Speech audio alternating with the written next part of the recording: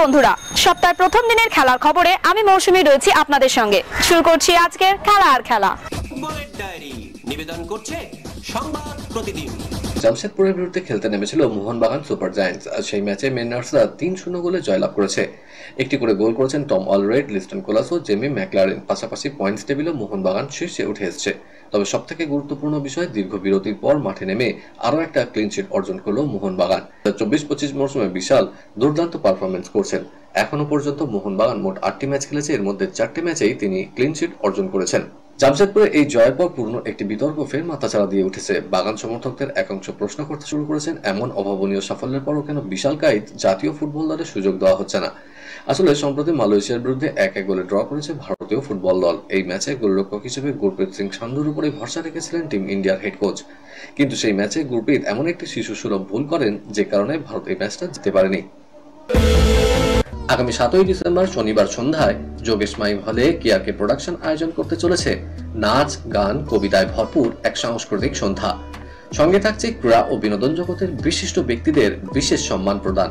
বিশদ জানতে আজই ফোন করুন 9836938876 9836938876।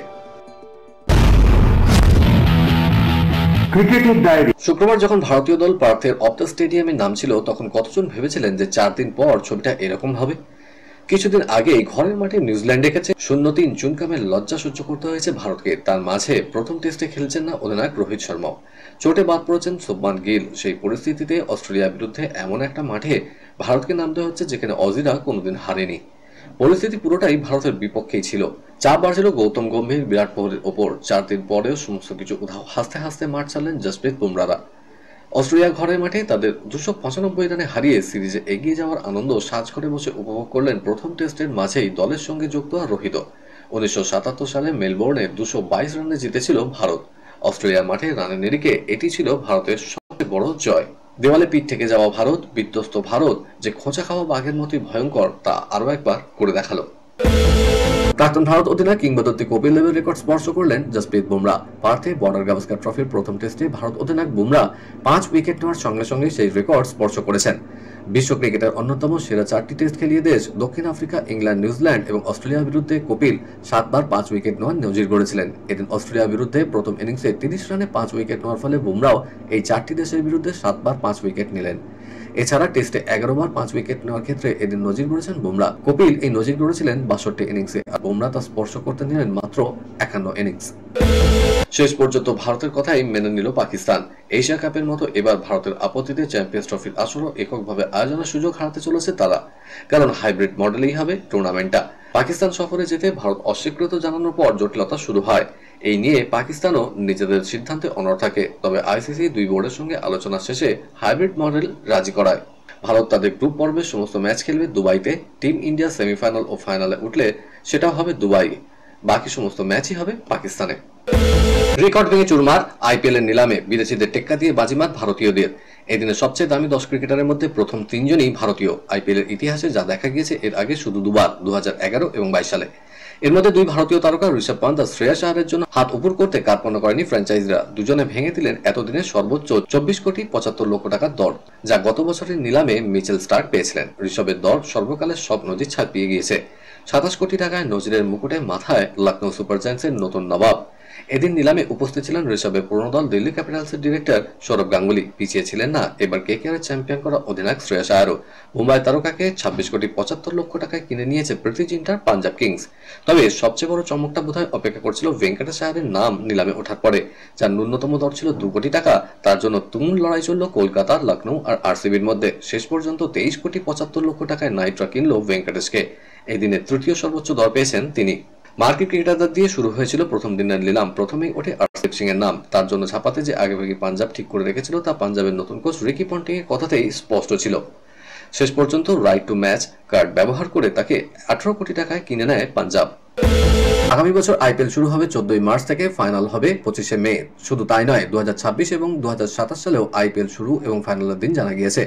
২০২৬ সালে আইপিএল শুরু হবে ১৫ই মার্চ, ফাইনাল ৩১শে মে। ২০২৭ সালে শুরু ১৪ই মার্চ, ফাইনাল ৩০শে মে। প্রত্যেকটি বছরই ফাইনাল হবে রোববার। আগামী 3 বছরের জন্য আইপিএল এর দিন ঘোষণা করে দেওয়ায় আন্তর্জাতিক সিরিজগুলো সেইভাবে রাখা হবে। কোনো ক্রিকেটারে খেলতে যাতে অসুবিধা না হয় তাই বোর্ড এমন সিদ্ধান্ত নিয়েছে বলে মনে করা হচ্ছে। রঞ্জি ট্রফিতে প্রত্যাবর্তনের ম্যাচে মোহাম্মদ শামি 7 উইকেট নিয়েছিলেন। এখনই তাকে অস্ট্রেলিয়া বিমানে বসিয়ে দেওয়া হোক এমন দাবি করেছিলেন অনেকেই। অস্ট্রেলিয়া পরিবর্তে নির্বাচকরা তাকে আরও কিছুটা দেখে নিতে চেয়েছিলেন। সেই কারণে সৈয়দ মুশতাক আলী ট্রফিতে নামেন বঙ্গপেসার। সবার নজর ছিল শামির দিকে। শামির মঞ্চে আলো ছড়িয়ে গেলেন বাংলার শাহবাজ আহমেদ। 6 বল বাকি থাকতে বাংলা 4 উইকেট হারালো পাঞ্জাবকে। খেলাতে সময় হয়ে গেছে এখন একটা ছোট্ট ব্রেকের। ফিরছি ব্রেকের পর, দেখতে থাকুন খেলা আর খেলা।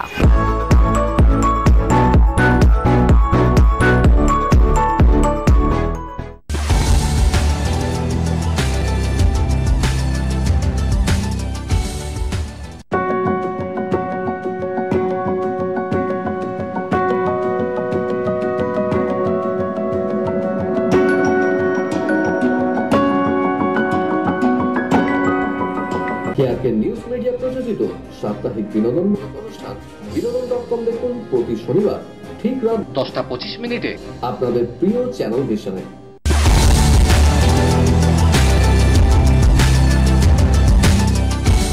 ব্রেকের পর ফিরে এলাম খেলা আর খেলাতে। বিদেশের ডায়েরি। একসময় পিছিয়ে পড়েছিল লিভারপুল। শেষ পর্যন্ত মোহাম্মদ সালাহর দুরন্ত পারফরম্যান্সে ইপিএল এর লিভারপুল 3-2 গোলে সাউদাম্পটনকে হারিয়ে শীর্ষস্থান মজবুত করল। ম্যাচের 30 মিনিটে ডমিনিক সোবসলাইয়ের গোলে এগিয়ে যায় লিভারপুল, কিন্তু 42 মিনিটে সাউদাম্পটনকে সমতায় ফেরা অ্যাডাম আর্মস্ট্রং। বিরতির পর 52 মিনিটে মাতাউস ফার্নান্ডেজের গোলে এগিয়ে যায় সাউদাম্পটন। পিছিয়ে পড়া লিভারপুলকে প্রায় একক দক্ষতাতেই জয় এনে দেন সালাহ। 65 মিনিটে তার গোলে সমতায় ফেরে দল। এরপর 83 মিনিটে পেনাল্টি থেকে গোল করে লিভারপুলকে জয় নিশ্চিত করেন সেই সালাহ। লা লিগায় সেল্টা ভিগোর বিরুদ্ধে 2-2 গোলে ড্র করেছে বার্সেলোনা। 15 মিনিটে রফিনহা এবং 61 মিনিটে রবার্ট লেভানডস্কির গোলে এগিয়ে থেকেও শেষ রক্ষা হয়নি। ম্যাচ শেষে 4 মিনিট আগে সেল্টা ভিগো সমতা ফিরিয়ে আনে। চোটের কারণে মাঠে ছিলেন না লামিনে ইয়ামাল। তার অভাব প্রত্যেক মুহূর্তেই অনুভূত হয়েছে।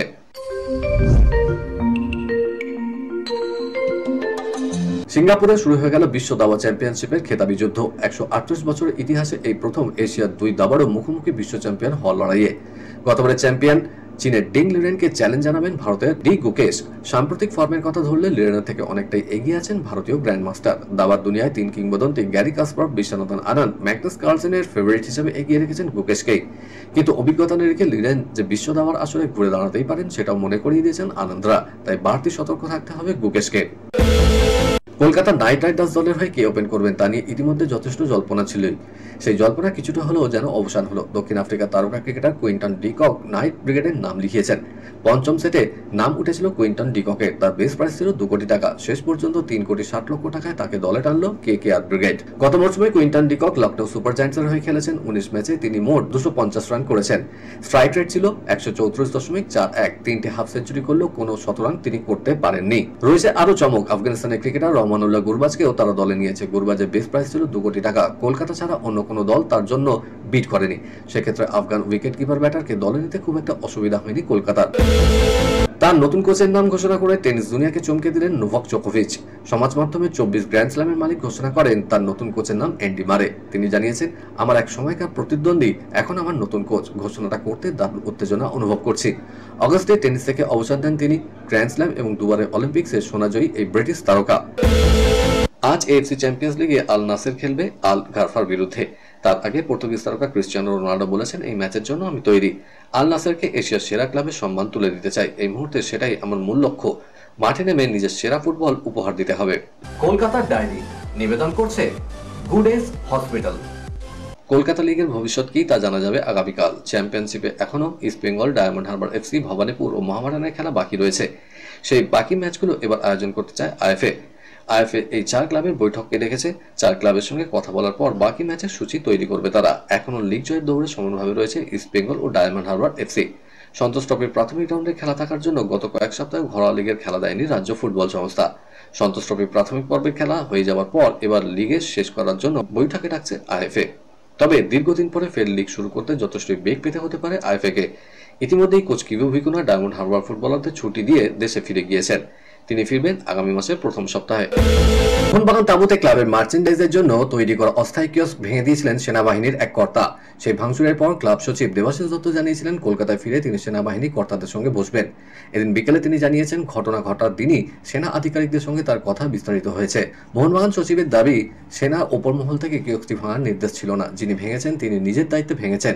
বিষয়টি জানার পর সেনা আধিকারিকরা তার কাছে দুঃখ প্রকাশ করেছেন। শীঘ্রই মোহনবাগান সচিব এই বিষয়ে ফের বৈঠকে বসবেন সেনা আধিকারিকদের সঙ্গে। কলকাতার ডায়েরি নিবেদন করলো গুড এজ হসপিটাল। খেলার খেলা আজকের মতো এই পর্যন্তই।